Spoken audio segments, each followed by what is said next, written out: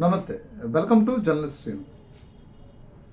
పరదాల మాటు సీఎం అనే దాని మీద ఈ సాక్షి ఒక వార్తను ప్రచురించింది.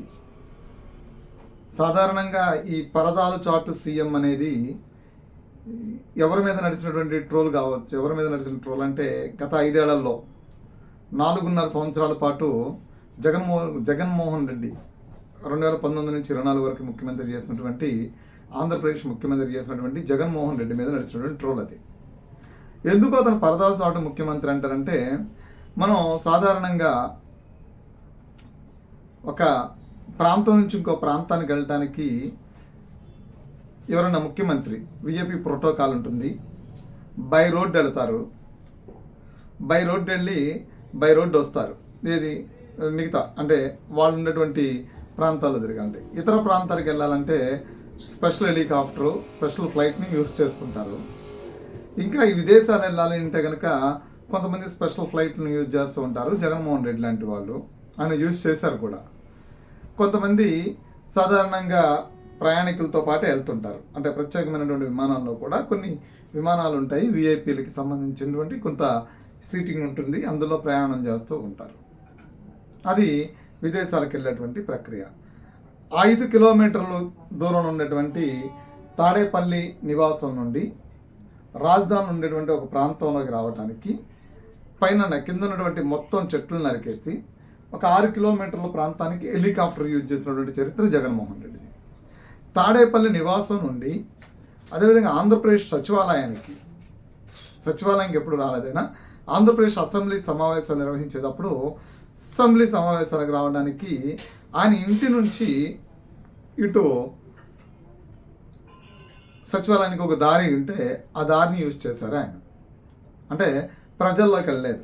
తర్వాత ఆయన ఇంటి నుంచి తాడేపల్లి మీదుగా, తాడేపల్లి నుంచి ఉండవల్లి నుంచి కరకట్ట మీదుగా, లేదంటే కనుక ఉండవల్లి నుంచి ఇటు వెంకటాయపాలెం, కృష్ణాపాలెంగా వచ్చి మందడం నుంచి వెలగపూడి సచివాలయంకి వెళ్ళటానికి, అలా కాకుండా ఆయన వేరొక సపరేట్ దారిలోంచి వెళ్ళారు.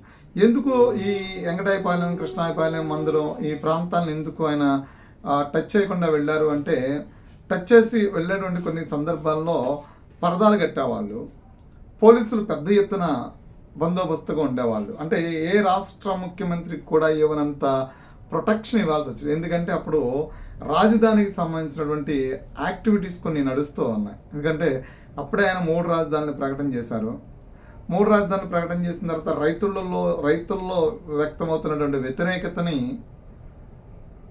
ఆయన కంటపడకుండా, ఆయన దృష్టికి రాకుండా ఉండేందుకు అధికారులు ప్రత్యేకమైన ఏర్పాట్లు చేస్తే ఆ ప్రత్యేకమైనటువంటి దారి గుండా వెళ్ళొచ్చేవాళ్ళు. లేదా ఆయన ఈ మార్గం నుంచి వెళుతూ ఉంటే ఆ మార్గంలో మొత్తం పరదాలు కట్టేవాళ్ళు. లేదంటే పెద్ద ఎత్తున పోలీసు బందోబస్తు ఉండేది.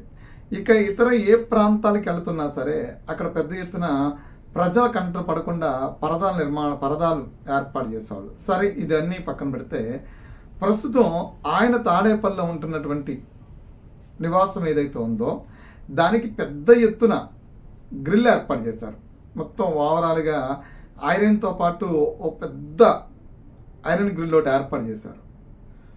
సాధారణంగా ఇక ఏ వ్యక్తికి కనపడరు. దానికి దృష్టిలో ఉంచుకునే ఆయన మీద ఈ పరదాల చాటున సీఎం అని, అంటే 6 కిలోమీటర్కి హెలికాప్టర్ వేసుకెళ్తాలు, తర్వాత రైతుల్ని పరామర్శించడానికి వెళ్ళి కూడా అక్కడ స్టేజ్ని ఏర్పాటు చేసుకుని కార్పెట్ వేసుకుని నడవడాలు, ఇలాంటి ఎన్నో కార్యక్రమాల్లో ఆయన పరదాల చాటు సీఎం అని చెప్పని ఆ బిరుదును పొందారు.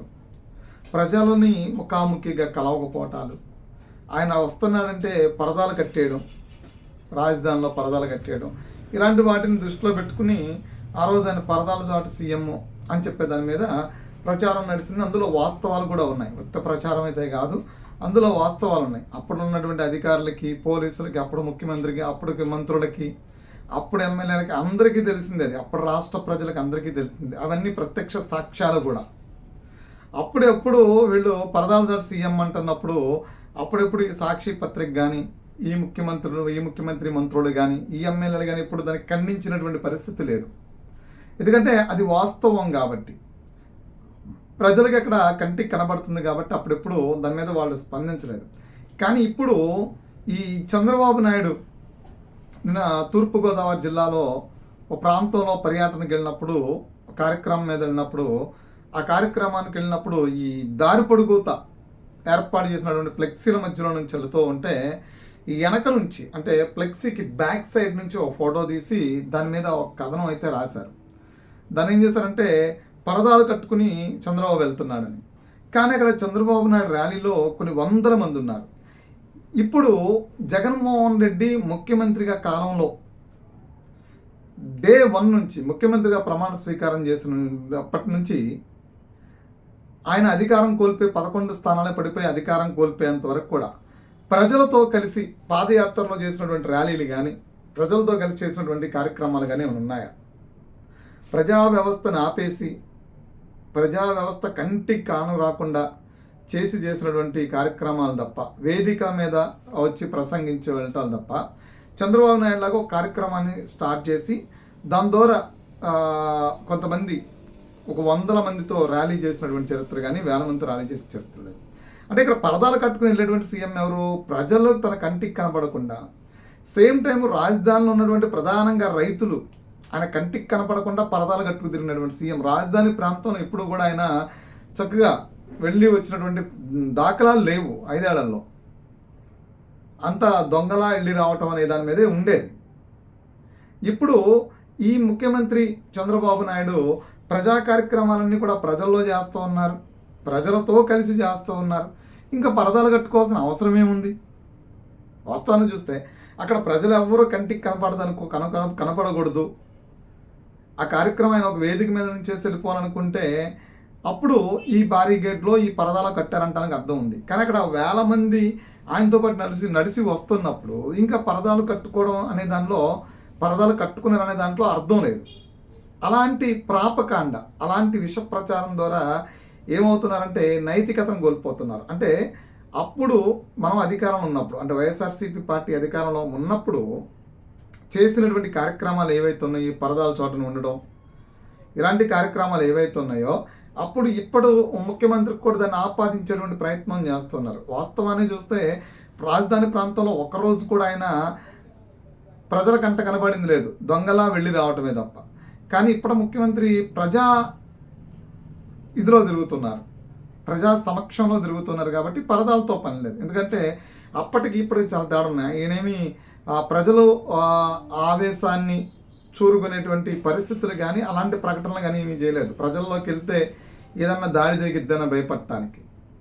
అప్పుడు ముఖ్యమంత్రి చేసినటువంటి 3 రాజధానులని ఆ ప్రకటన ఉంది కాబట్టి రాజధాని ప్రాంతంలో రైతులు కర్రలతో కొడతారో, రాళ్లతో కొడతారో, చెప్పులతో కొడతారని భయపడి అవమానంగా ఫీల్ అయ్యి పరదాలు కట్టుకు తిరిగారు. ఇప్పుడు ముఖ్యమంత్రికి అయితే అలాంటి ప్రకటనలు లేవు కాబట్టి ఆ అవసరం లేదు, పరదాలు కట్టుకునే అవసరం లేదు. సో దీని మీద పునరాలోచన చేయాలి. ఎందుకంటే ఈ పరదాలు కట్టుకుని తిరుగుతున్నాడు చంద్రబాబు అని చెప్పే దానిలో పునరాలోచన చేయాలి. ఎందుకంటే ఆ ఫోటో బ్యాక్ సైడ్ నుంచి చేశారు. సో ఆయన 1000 మందితో ర్యాలీగా వస్తున్నటువంటి కార్యక్రమం కూడా అది. సో 1000 మందితో ర్యాలీ చేసేవాడికి పరదాలు కట్టుకోవాల్సిన అవసరం లేదు. ఎందుకంటే అది బహిరంగ ప్రదేశంలో చేసేటప్పుడు అసలు కట్టుకోవాల్సిన అవసరం లేదు. సో కాబట్టి ఏంటంటే మనం ఒక అబద్ధం చెప్తే కనీసం దడిగట్టినట్టయినా ఉండాలి. అంటే కనీసం ఒక అబద్ధం చెప్తే కనీసం పరదా కట్టినట్టయినా ఉండాలి, గోడ కట్టినట్టు లేకపోయినా కనీసం పరదా కట్టినట్టయినా ఉండాలి. ఎందుకంటే ఈ పరదాల వ్యవహారం అంతా కూడా అది వైఎస్ఆర్సీపీలో ఉండగా జగన్మోహన్ రెడ్డి గారికి మాత్రమే సొంతం అని చెప్పొచ్చు.